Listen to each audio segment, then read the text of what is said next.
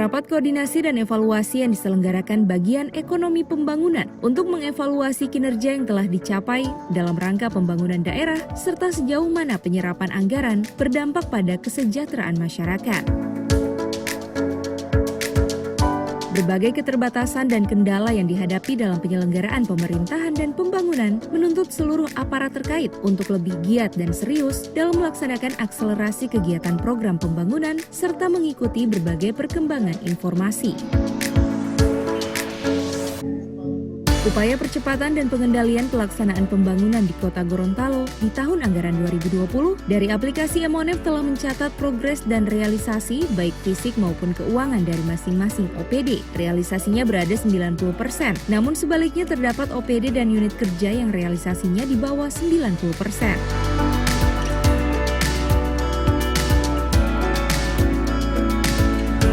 Menyikapi hal tersebut di tahun 2021, seluruh pimpinan OPD dan unit kerja untuk segera menyiapkan segala sesuatu yang berhubungan dengan percepatan pelaksanaan program dan kegiatan, serta penyerapan anggaran, mengingat di tahun 2021 ini pemerintah Kota Gorontalo mendapat alokasi dana pinjaman pemulihan ekonomi nasional dari PT SNI sebesar 294 miliar 552 juta rupiah lebih.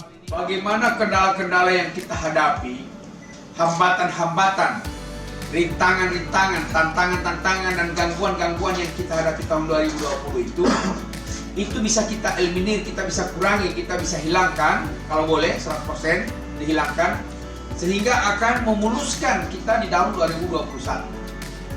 Salah satunya adalah sifat kita semua, mungkin juga termasuk saya, tapi saya selalu mendorong bapak-bapak dan ibu sekalian, bahwa kadang-kadang kita itu nanti bergerak cepat pada akhir-akhir tahun. Nanti triwulan ketiga dan keempat baru istilah orang Manado bilang baku rebe, baku cakar. Nah, ini suatu prinsip bekerja yang tidak benar. Kalau kita bekerja secara